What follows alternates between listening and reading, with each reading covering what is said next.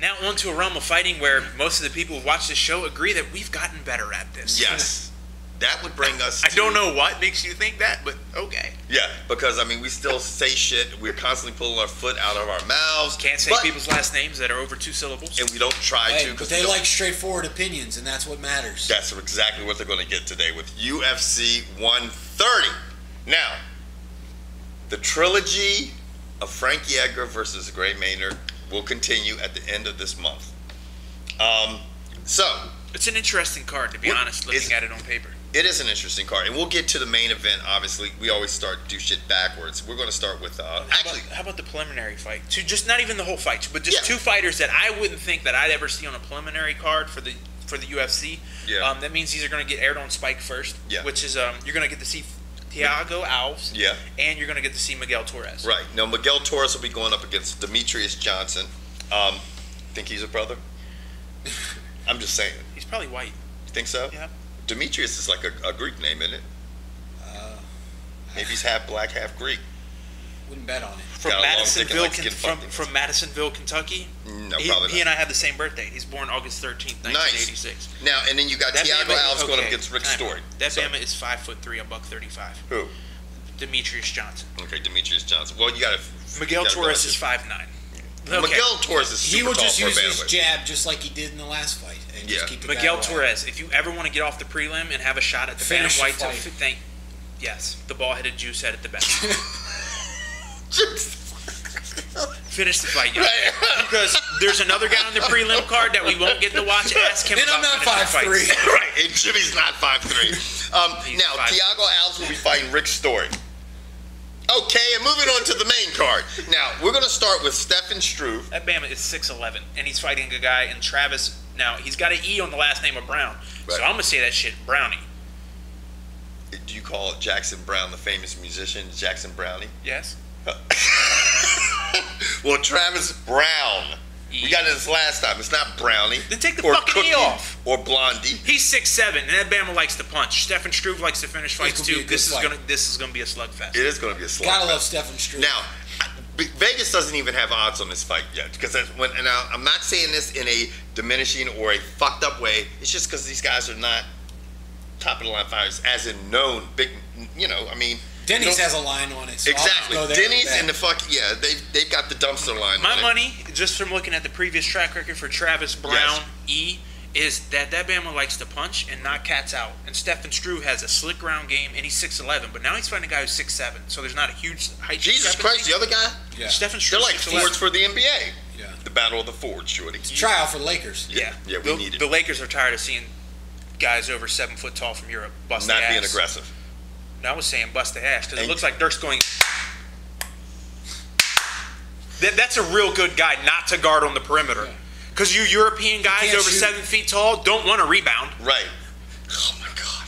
Anyway, before Kevin has an aneurysm, I know. I'm going with Travis Browning. I'm going to actually go with Travis Browning as well. I'm going with Struve because he's a tough son of a bitch. Yeah, is he? Dude, he fight he had half his lip hanging off. Yeah, it was. He's tough, dude. That has potential to be fight of the night. It could definitely. Be. Now, moving on to Brian Stan versus Jorge Santiago.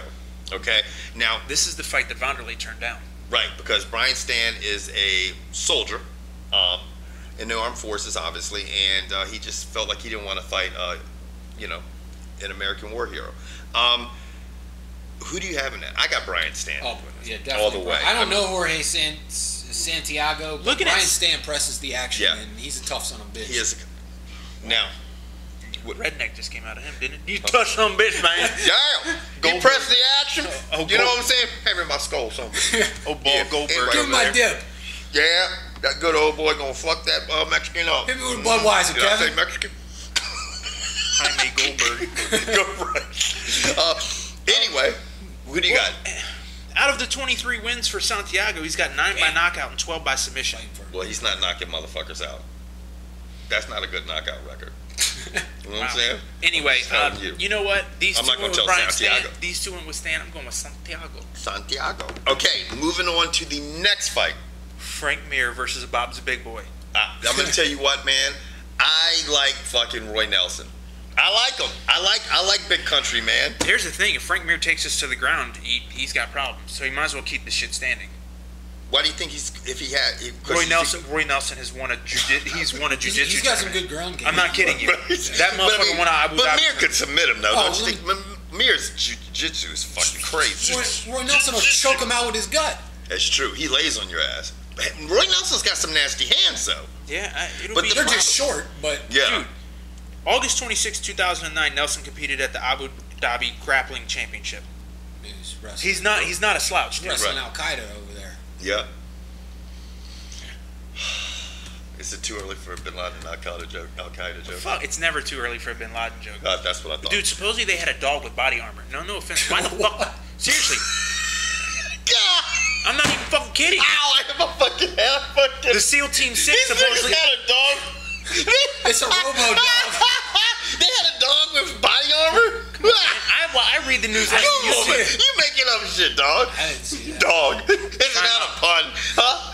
I'm not shitting you. SEAL Team Randy Jackson's dog. Supposedly, SEAL Team 6 uses German Shepherds or some other breed of dog. Oh, they had it, really? Yeah, that's who I'm talking about. SEAL Team. We're talking about going to get Obama. And so the dog rolled they up in there. They put him up in there and they put cameras and shit on them. So they go in, they give you an update, and they come back. I'm not shitting with you. That's what I'm reading.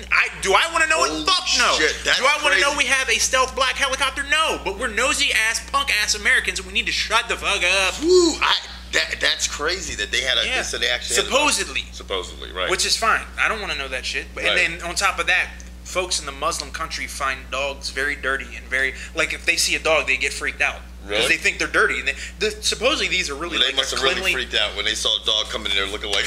Well, and the next motherfucker, Sir Lancelot, he was like this. That's the dude I work with. The dog was like. Rolled out. They were like, damn, was that a dog? Frank Mir or Roy Nelson?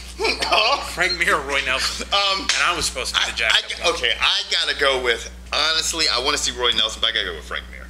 Yeah, I'm going with Frank Mir. I'm gonna be interested to see what Frank Mir's done with his physique. Because remember, he put on a shit ton of weight to try to compete with Brock Lesnar. That didn't work out. Right. Go back down to your lower weight. I think you'd be more agile, more flexible, and I think if he's cut weight and got back down to a smaller heavyweight, I think he'll handle Roy Nelson. But I would love to see that truck driving, beer drinking dude catch him with an overhand right and put him to sleep. Right. Because I fucking hate Frank Mir. No, I would love to see Roy Nelson win this fight. Now, moving on to Quinton Rampage Jackson. I don't even understand this fight. Versus Matt Hamill. Now, I've always been a big Rampage Jack just because he's got a lot of charisma. He's a funny character. But this will be a quiet fight.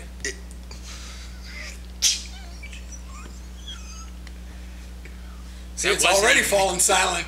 Wasn't even me. Jimmy, see what happens? Like I tell you guys, I invite these people into my home. Don't steal my candle when you niggas leave. Anyway, I have to.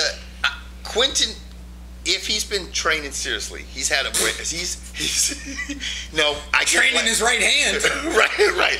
If he's been training his one-dimensional game seriously, the motherfucker better learn how to sprawl. Yeah, you better learn how to sprawl because Matt Hamill, if he does take him down, could get him in a really good ground and pound situation because Matt Hamill's nasty on the ground. Quinton Rampage Jackson, though, I mean, his last few fights, he'd just been removed from acting and the A-Team and all that shit, and that seemed like it was a distraction. Motherfucker, just pick. I don't need a goddamn story. Rampage. Yeah, I got Rampage, too. I think Rampage has no shot at winning this fight. I'm fucking with you. He has a shot. But if I'm Matt Hamill, I'm going to take him down.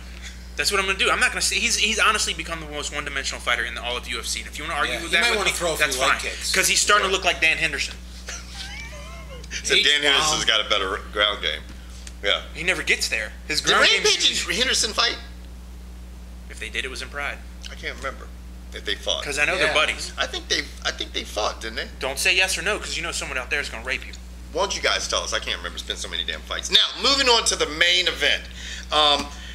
And that's going to put Frankie Edgar against Maynard for the third time. I'm going to tell you, Ralph, that these fights are incredible. A lot of people didn't like him. I mean, you guys didn't really care for him. I loved it. I just saw that. I watched the second fight a couple weeks ago. He beat Dan Henderson at UFC 75. That's what I thought. That's right. It was the belt match. Yeah. He had the Pride belt. So we just went back and put it in reverse and just said that Rampage did beat Henderson. So you guys don't have to leave that on the comment board. Who do you guys have in this third? I think decisive match. Frankie's going to get him because I'm not impressed. I'd like to see Gray Maynard win just because. I think he might have got the short end of the stick on the loss that he had. Right. And I think one was a draw and one was a loss. So right. I think he kind of got the short end of the stick. I'd like to see him come out on top. And I'm not thrilled with Frankie Edgar. So. Right. Gray Maynard doesn't have a loss. Okay. I'm going to go to complete opposite spectrum with. I like Frankie Edgar, and I found a lot of respect when I saw that fight because I didn't really get to see that fight. That second fight.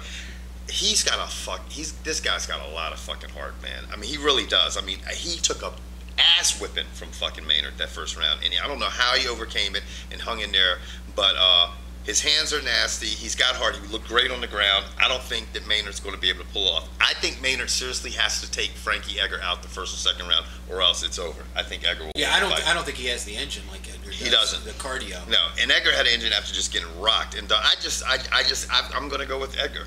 I want Frankie to win too. I hope he just fist pumps all the way through that fight, beats his ass. Paulie D doing his intro? Probably. And Snooki's in this corner. She's going to be giving the water bottle. She's DTF. The fuck's TTF? D down to fuck. Don't act like you don't know. Please. Yeah. Anyway, but that's going to pretty much wrap it up for 1:30. Anything else you want to chime in about this lovely Lakers? That was Lakers, guys. I'll clarify it for you. Yeah, doesn't look like it's a good year. It was a good while it lasted, though. Any Caps fans out there? Does Boudreaux stay or go? Yeah. What do you think? Should he go or should he stay? Actually, if you're asking me, being a Caps fan, he needs to go. Just like I thought Gary Williams needed to go. Because Gary Williams needed to go 4 years. You've got one of the greatest hockey players right now, and he hasn't won a championship. They just underachieve in the playoffs, and that's where you're measured. Yeah. Well, and here's the other thing: Boudreaux's starting to look a lot like Denny Green. You're saying no? What I mean, he's not short, fat, and black. I'm saying what I mean by that is going to the tanning booth too much. No, he's getting his teams to the playoffs and then choking. Does he know who we are? Denny Green did that shit with Minnesota, and now he did that shit with Arizona. Well, so, I mean, I don't. Here's the thing: there was a comment made early in the season. Fat, and somewhat bald, and about to be unemployed. They said early in the Cap season, we win if we do what the coach tells us to do. The coach obviously told him to go out and lose. I guess. Or told him. So, and the other thing, the rumor is that Ovi's a little he's a little hard-headed. Like he'll go in 1-on-4 it would be equivalent to a point guard dribbling down the court and taking it to the basket 1-on-5. Allen Iverson. He got shit done. He did. No, I'm not disagreeing. Well, it's a lot easier to score in basketball than it is in hockey. Yeah, definitely. But Ovi, during the end of the regular season, they looked really good because they were distributing the puck. Semin disappeared in the playoffs. Yeah.